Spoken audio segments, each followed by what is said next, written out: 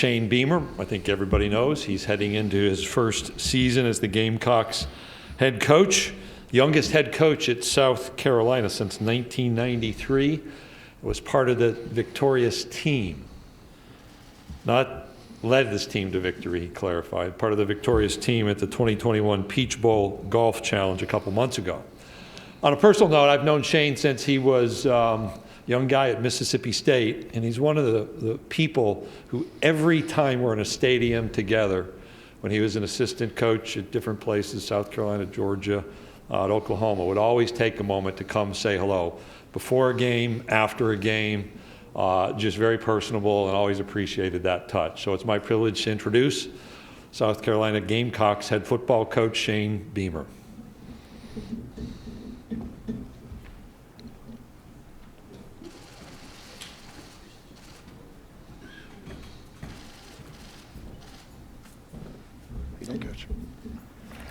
Thank you, Greg. I am honored to be here, excited to be here at SEC Media Days on day one. For someone that has grown up around this league, has always enjoyed watching this on television each and every summer as an assistant coach at other places, to be here today representing the University of South Carolina. I'm very honored, very grateful, and frankly, really, really cool to be up here in front of all of you and representing our program today. Glad to be the second person in my family to be part of SEC Media Days. My wife, Emily, went to school at Mississippi State. I just saw Larry Templeton out in the lobby. She worked for Mike Nemeth in media relations, so she's actually been here, was in this room as one of the persons back in the day that would pass the microphone around for reporters to ask questions. So she's been here and was a part of it, so now I'm the second Beamer to be up here as well. I'm excited to be back in the SEC after 3 years gone. This is my 13th year as an assistant coach, now head coach, being in this conference, and there is no conference in America like this league. I've been a part of multiple leagues, and the passion, the intensity, 365 days a year, the way this league is covered, there's nothing like it. I couldn't be more excited about being back here. I've told Greg before, when I was in Oklahoma working as an assistant coach, I had a TV in my office, and most days that TV in my office was on the SEC network, and watching Paul Feinbaum and watching Peter Burns and Alyssa Lang and people like that. So certainly was working to get my job done in Oklahoma, but definitely always had an eye on this league as well. Want to thank Greg Sankey for his leadership. He's someone, he mentioned it in the introduction, but someone that I've had a lot of respect for a long time. Being back in this conference now as a head football coach, that respect for him has only grown in the 7 months since I've been back in this league. Being a part of Zoom calls with him, with the other head coaches, and following his leadership. Fortunate for his leadership last summer and allowing us to have a college football season and the path that he led throughout the country, along with some other commissioners, to allow us to play. So certainly thankful for his leadership. Appreciate you guys and the job that all of you do in covering our sport. Hope all of you are having an awesome summer, and really appreciate you being a part of this today. Excited about the two young men that I have here with me today, Nick Muse and Kingsley JJ Inagbre. I've been working with him on the pronunciation of that one as well. So two guys that very excited about those two guys. Really appreciate their leadership in our program since the day that I got hired. Two young men that did not have to come back for another season, had opportunities to leave South Carolina and continue their playing career at the professional level. Chose to come back for the right reasons, and have been fantastic leaders for us since that day. Nick won our most outstanding offensive player during spring practice. Kingsley won the most outstanding defensive player during spring practice. So they're leading our guys on and off the field. They're both having fantastic summers. They're tough, they're talented, they're gritty, they're competitive, and both of them have great futures ahead of them in football. They're just two of the guys that are doing a great job for us academically in our football program. Kingsley and Nick have both graduated, along with 18 other guys on our team that have graduated as well. 12 more we'll have that will graduate in December as well at the end of our season. So doing a great job academically. 22 of our guys made the dean's list This past semester, one young man made the president's list. We currently have the second highest graduation success rate in the SEC, so really proud of what our guys are doing off the field at South Carolina, and really proud of what they're doing on the field. I know every head coach is going to talk about his team and how excited he is about them.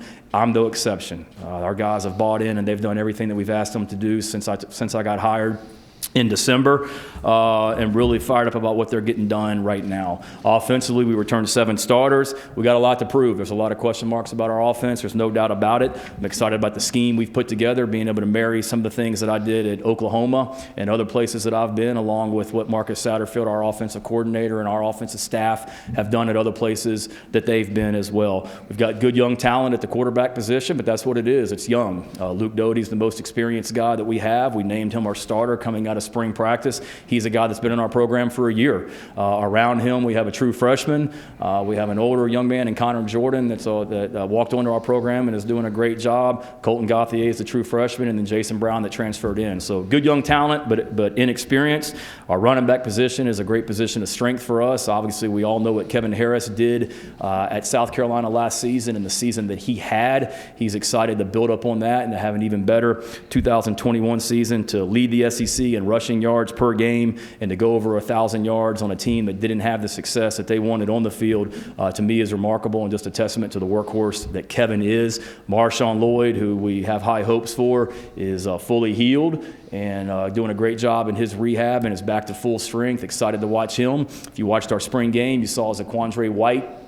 He capped off a great spring practice with a great spring game, fired up about what he can do. Our offensive line has great experience, and guys like Dylan Wanham, Javon Gwynn, and Eric Douglas returning. Those guys have played a lot of snaps for us, and that's a group that's deep and talented. Ja'Kai Moore is another young man that started there in the past also. Our wide receiver position, and there's a lot that has been made of the wide receiver position. It's deep, all right, but it's very unproven, and those guys certainly are motivated to show what they can do. We've got a lot of guys at that position. We need some guys to step up as well, and they're off to a great start. DeCarrion Joyner had a fantastic spring for us. He won an award that we voted on as coaches after spring practice for offense and special teams, being a fantastic leader for us. Jalen Brooks and Josh Vann are 2 other wide receivers that won awards for us in spring practice also. Tight end position, that's a position that's near and dear to me, something that I've coached for the last 5 years in my career. We are always going to utilize the tight end. Every donor or booster club event that I go to, that's the one question I get asked: are you going to throw the tight end? We are going to throw to the tight end. We want the premier tight ends in America, and that's the way that we're recruiting right now as well, to go get those guys as well. We've utilized those guys in the past when I've been at Oklahoma, and we will continue to. One of those tight ends is here today in Nick Muse, a fantastic older player for us, and then Jaheim Bell is another one that we have high hopes for as well. But that position will always be a key part of our offense at South Carolina. Excited about our defense and what Clayton White, our defensive coordinator, is putting together. We want to be a scheme that's attacking first and foremost, and that's what we're doing. My dad used to always say in coaching, if you're good on the line of scrimmage and you're good in the kicking game, you got a chance to be successful. And I feel that we are. We're certainly good on the offensive line. We are deep, and we are talented at defensive line. When you talk about Kingsley, who's here today, you talk about another young man like Zach Pickens. There's not a lot of positions at South Carolina that I was familiar with personnel-wise when I got hired. The defensive line was one of them because we recruited a bunch of those guys when I was at Georgia and didn't get them, and we recruited a bunch of them when I was at Oklahoma. Upset that we didn't get them then, but I'm glad we didn't because they're with us now and excited about what they're going to be getting done. In this league, you better be able to stop the run, and it starts up front. We've added some talented freshmen to that group. We've added some talented transfers to that group, and looking forward to watching those guys start. Great competition at the linebacker spot. Sherrod Green's a young man that's played a lot of snaps for us, but he's in a fierce competition with a lot of other young players at that position. That's another position that we're eager to see how that shakes out in August. And then same thing with the defensive back position. For those of you that follow our program closely, you know that our defensive back position was hit really, really hard after the season, whether it be two young men that decided to continue their careers in the NFL, which we're happy for, and then some guys that decided that they just wanted to enter the transfer portal and start fresh somewhere else. So that was a position that was really hit hard that we knew we needed to replace, and we started on that day one, and we've continued into the summer. We've got 5 guys new to the defensive back position that weren't even there during spring practice that we've added since the end of spring practice. Looking forward to getting out there and watching those guys compete in the fall. Then we talked about special teams. I've been involved in special teams anywhere that I've ever coached. Obviously, that was how my dad, that was his bread and butter, and we certainly want to be dominant on special teams as well. We return the core of our unit with Parker White at kicker, Kai Kroger at punter. Our snappers return, excited about those guys, and then some really good candidates for the return position as well, and Josh Vann, Amarian Brown, Rico Powers, DeCarrion Joyner, and Jalen Brooks. So we'll see how it all shakes out. Recruiting-wise, things are going great for us right now. I know a lot of you follow us closely from a recruiting standpoint. I don't think things could have gone any better for us in the month of June from a recruiting standpoint. We had prospects on campus 26 of 27 possible days. The only days that we didn't have prospects on campus was Father's Day. They may have come that day. I don't know. I was out of town. I just said we need to get the heck out of town and have one day, so I went to Charleston for the day. But it was great to be able to have prospects visit our campus, see our facility, and see the people, more importantly, that we have at South Carolina. I had a mom sit in my office and tell me, Coach, the best thing about this visit is you guys are the exact same people in person that you are on Zoom. And I said, what do you mean by that? She said, well, we've done so many of these virtual visits that they act one way on the computer, and then you get around them for a weekend and they're completely different, and that's not the way you guys are. We've had 12 commits since June 1st, and we're not slowing down anytime soon. I said in my press conference back in December that I didn't feel like there was anything at South Carolina that we lacked to be a championship program, that we had everything that we needed. I am even more convinced of that now after being there for 7 months. We have awesome academics. We talked about it, what our guys are doing off the field as well. We do have an elite academic program, the #1 university in America, a public university for first-year experience, the nation's best public university, honors college, 300 undergraduate degree programs. Love what our guys are doing from an academic standpoint. We've got the best fan base in the nation, loud, passionate. I've been to Gamecock Club events throughout the state of South Carolina since I got started. I've got 4 more next week. We got sold-out events. The excitement that they have has only increased since I left South Carolina back in 2011. Can't wait to get out in front of Williams-Brice Stadium, in front of those guys here in September to start this thing up. Our facilities, the way that those have improved since I left in 2011. We've got as good of facilities in the country. Our Long Football Operations Center is unbelievable. Our indoor football facility, the City of Columbia, so much to offer our guys from a facility standpoint. Our coaching staff. That's another reason I say this. It took some time, but I feel like it came together perfectly. And I had a mom, we'll talk about official visits again. I had a mom in my office on an official visit tell me that she has no doubt. She said, I can't believe you guys have only been together for 7 months because you get along so well and you compliment each other so well. And I said, that's the way we're going to be. We're real, we're genuine, we're honest, and what you see is what you get with us. We've got a level of success at South Carolina with other sports that have won championships. So they've shown that it can be done. To win a baseball national championship with Coach Ray Tanner, our athletic director, to win a women's basketball national championship with Dawn Staley. Our men's basketball team went to the Final Four. Our women's soccer team played in the College Cup. I've got Hall of Fame coaches at the University of South Carolina to learn from, and certainly have taken advantage of that as often as I can. Excited about our administration and the support that they've given me. Our new president, President Harris Pastides, being back, Ray Tanner, Chance Miller, our deputy athletic director, and the changes at South Carolina that they've implemented in the last 10 years to give us a chance to be successful. All these Gamecock Club events that I go to, any interview that I do, anywhere that I go in public, everyone tells me that there's never been more excitement about South Carolina football than there is right now, and I'm with them. I've never been more excited about a football season. I've never been more excited about the future of a program than what I am right now. We've got great people in this program. There've been bumps in the road, but I've loved every second of being the head football coach at the University of South Carolina since the day that I got hired. My wife and I bought a house. We haven't moved into it yet. We're renovating it. We're still living in a condo about 100 yards from my office. So about all I do is wake up early each morning and go into that facility, and I can't wait to get to work each day and move this program forward and try and make this program better. There have been some great days in Columbia, South Carolina, some great days for South Carolina football, but I am 100% convinced that the best days of South Carolina football are right in front of us, and I couldn't be more excited about that. Couldn't be more excited about being the head football coach at South Carolina. And with that, I'll be glad to answer any questions you guys have. Thanks.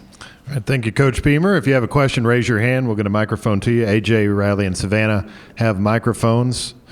So we're going to start right over here on the left-hand side in the fourth row.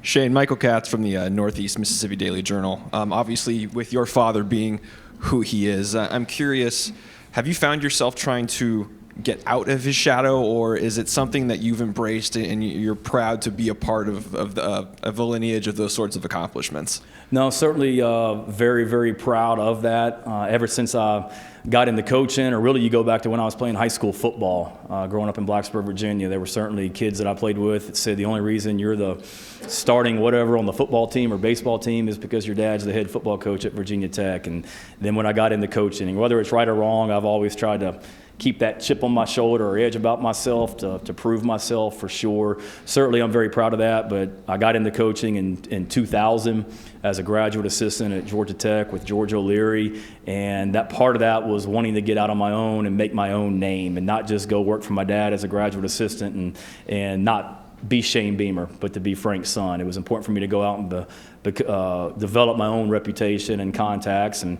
did that, and was thankful to be a part of some fantastic programs during that time of places that I coached, and went back and worked for him, and very, very proud of him. I've learned a lot from him. I still rely on him a lot, now for advice and things like that as well. And I know he's excited about me being in this position and excited to be around Columbia quite a bit also. Coach, we'll go down here front left. Bob? Hey, Bob Holt, Arkansas Democrat. Is that how you doing? Doing well. You mentioned Kevin Harris. I assume you watched a lot of film on him. What do you think made him such a productive back in the SEC, and what do you expect? What kind of improvement do you expect him to make this season? Yeah, Kevin's very tough, very physical. I mean, he's a guy that it's hard for one person to bring them down. And he's a downhill runner that's really worked to improve his game, not just carrying the football, running routes, pass protection, all that stuff. We hired a running backs coach in Monterio Hardesty who played the position at a high level here in the SEC and in the NFL. And Coach Hardesty's done a great job with Kevin and all of our backs as well, bringing those guys along. And I think that's the biggest thing for Kevin is just continuing to build up his strength and getting healthy, increasing that durability to be a running back in this league. And then we've got to be able to help him as well. I mean, I hope he has the year that he had last year, but I hope we also have some other running backs that do that as well to help him lessen the load also. Coach, we're going to go in the center section along this right aisle, right in the center. Hey, Coach, Brad Crawford, 24/7 Sports. What defines year one success for you, and what's your plan on getting the Gamecocks back to national relevance? Yeah, I was watching Peter Burns and Chris Doering this morning, and they were doing their top 5 cliches, and this is probably going to be number 6 if it didn't make the top 5, and that's just to be the very best team that we can be, at the end of the season. And I know it's cliche, but it's true. I mean, we're right now trying to do the very best that we can do right here on Monday, back in Columbia, our guys that worked out this morning, and us as coaches and players that are here today, and let's move this program forward today, and let's just try and get a little bit better each and every week and see the very best that we can be at the end of the season and put, take our head out of the water and see where we are at that point. And hopefully, we're the very best that we can be, and we've reached our potential for sure. And then the plan, I'm not talking about something that hasn't been done before at South Carolina. In the last 10 years, or my last year at South Carolina, we played for the SEC championship. We beat Alabama when they were number 1 in the country at Williams-Brice Stadium. We beat Tennessee, Georgia, Florida, and our in-state rival all in the same season. Within the last 10 years, we've been in the midst of consecutive 11-win seasons. Within the last 10 years, we were in the midst of beating our in-state rival 5 years in a row. So we're not talking about something that was done 40 years ago. It was most recently done here at South Carolina, and we're not far away from getting back and doing that again, and that's our plan. To not just get back to that point, but to be even better than we've ever been. That's what we're working towards every day. Coach, we'll go all the way to the back left. Cecil? Welcome, Coach. Cecil Hurt from the Tuscaloosa News. And I'm going to have a two-parter because I want to follow up because your father was asked about. And I was just curious if he ever, obviously in his great career at Virginia Tech, but did he ever consider the SEC and particularly Alabama at one time? He did. Good question. No, he did. I can remember a couple times that the Alabama job came open, Alabama reaching out to him at Virginia Tech, for sure. You talk about the SEC. My dad got his start in coaching at the Citadel down in Charleston, South Carolina. So he saw up close and personal what the potential of the South Carolina football program was and is. And I can remember all those years growing up, he always used to talk about South Carolina as a job that he thought had unlimited potential and had every resource he needed to be successful. I can remember Mike McGee, the previous athletic director at South Carolina, sitting in our living room in Blacksburg, Virginia, interviewing my dad when he hired Lou Holtz. And things worked out well for South Carolina. Certainly things worked out well for Virginia Tech, because right after that was when Michael Vick came to town and we played for the national championship. But certainly he considered this league and has great respect for it like I do. And also in the transition, and I'm sure you have some incoming players that you're excited about, but did you feel like you lost a year of recruiting in the transition in some ways? Not really. I've never thought that. I got hired. It's with the early signing period for any new coach coming in. It's going to be tough because I got hired, and I think a week and a half later was when signing day was. Now, at that time, there were very few young men that were committed to the South Carolina football program.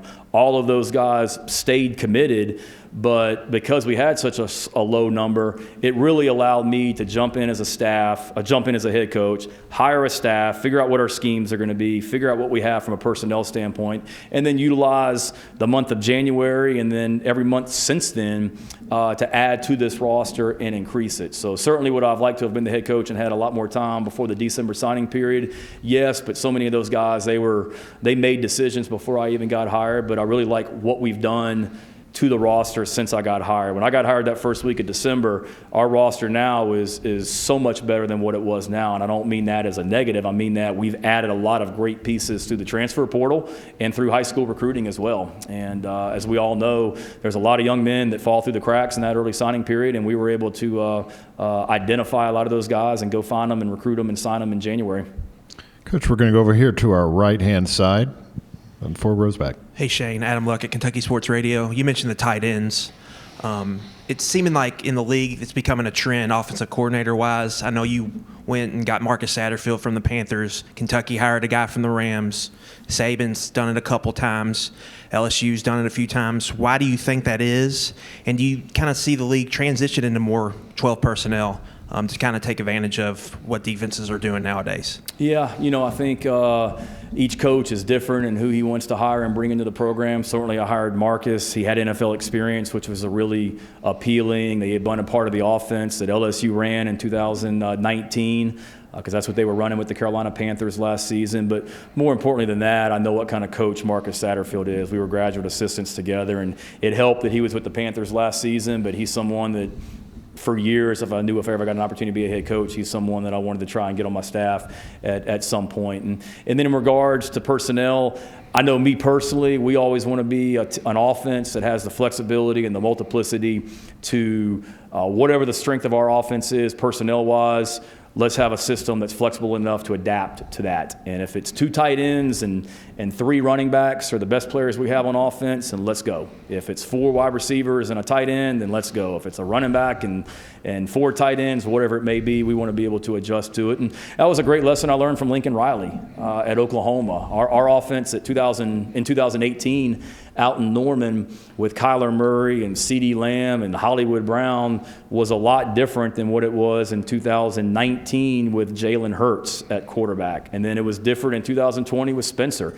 And we were, if you talk about 12 personnel and 2 tight ends on the field, my first year at Oklahoma, we very rarely had 2 tight ends on the field, whereas the last couple of years, that's about all we did. So whatever the strength of our offense is, we want to get those guys on the field. I feel like we've got assets there with Nick Muse, and I mentioned Jaheim Bell earlier, and a lot of other guys in that tight end room as well that we want to get the ball to.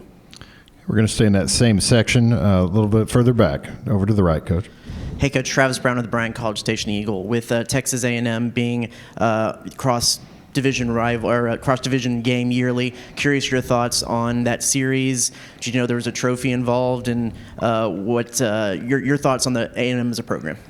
Great respect for the program. I was a graduate assistant at Tennessee back in 2002 or 3, working for John Chavis and Philip Fulmer, and we actually went out to visit Texas A&M one off season. And that was my first time ever to College Station. And then when I was recruiting or coaching at Oklahoma, I was on a recruiting trip to College Station about 2 or 3 years ago and drove through and was just blown away by what had been done there from a facility standpoint. And great respect for their program, great respect for Coach Fisher, a passionate fan base just like ours as well. And being in that part of the country, coaching at Oklahoma, I know a lot about Texas football, obviously, from being a part of that. And love the matchup. Obviously, it will be a huge challenge for us. They're a really talented team. We're one of the best teams in the country last year. I'm sure they will be again this year, and have a lot of friends in that program. And I'm eager for my first trip to a game in College Station this year. We'll take one final one from Ivan right here on the left side. Hey, Shane, Ivan Mazel on 3.com. You might be the only first-year coach I would ask this of, but the role of a coach now, and you talked about building a roster because of the portal and all the things you can do now. How much of it is evolving from hand me your son and I'll give you back a man to becoming more of a general manager? And if that's the case, is that a bad thing?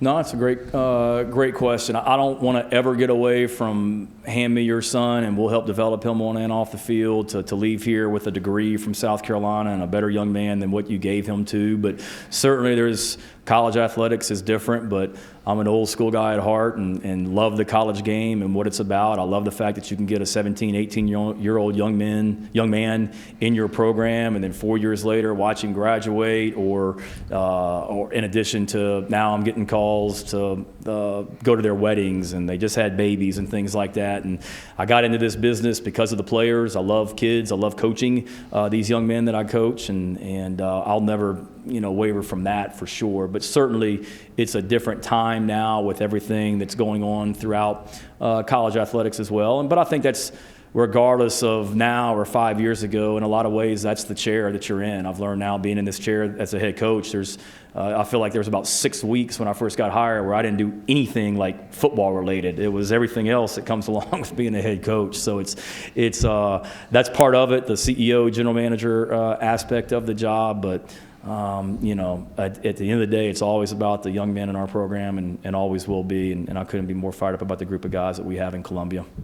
Coach Beamer, thank you for your time. Thank you, guys and ladies. Enjoy the rest of your week. Good to have you here on day one while you guys are fresh. And if we can ever do anything for you in Columbia, please let me know. And thanks for all you do. Take care.